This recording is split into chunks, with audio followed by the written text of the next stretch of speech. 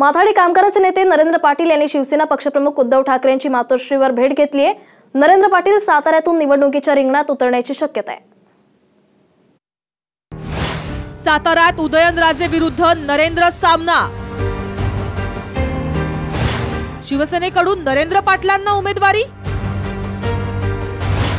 नरेंद्र पाटलांच्या मातोश्री भेटीनंतर जोरदार चर्चा। नरेंद्रजी भारतीय जनता पक्षात आहेत, त्याच्यामुळे आमच्या भेटीमागे काही आताचा अनर्थ लावण्याची काही गरज नाही। त्यांच्याबद्दल जो काही निर्णय घ्यायचा आहे तो मी आणि भारतीय जनता पक्षाचे नेते मिळून येत्या रविवारी जो घ्यायचा तो निर्णय घेऊ। एकीकडे उद्धव ठाकरे नरेंद्र पाटलांच्या भेटीचा वेगळा राजकीय अर्थ काढू नका असं सांगतायत। दुसरीकडे नरेंद्र पाटलांच्या राजकीय वाटचालीचा निर्णय रविवारी घेऊ असंही सांगतायत।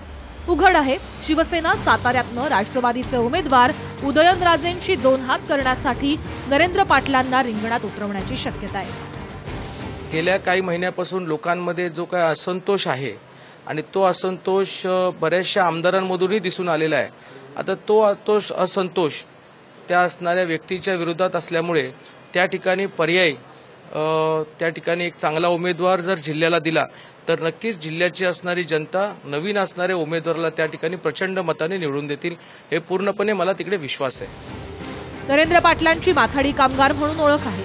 सातारा जिल्ह्यात माथाडी मतदारांची संख्या मोठी आहे। नरेंद्र पाटील भाजपकडून लोकसभा निवडणूक लढवण्यासाठी उत्सुक होते, मात्र साताऱ्याची जागा शिवसेनेच्या ताब्यात आहे। त्यामुळे आता नरेंद्र पाटलांनी शिवसेनेतून निवडणूक लढवण्यासाठी मोर्चे बांधणी सुरू केल्याचं बोललं जातंय। माथाडी कामगार संघटनेच्या माध्यमातून साताऱ्यात नरेंद्र पाटलांचा दांडगा जनसंपर्क आहे। शिवसेना भाजप युतीकडून त्यांना उमेदवारी मिळाल्यास साताऱ्यात उदयनराजे विरुद्ध नरेंद्र हा सामना रंगतदार होणार असंच दिसतंय। ओंकार कदम, साम टीव्ही, सातारा।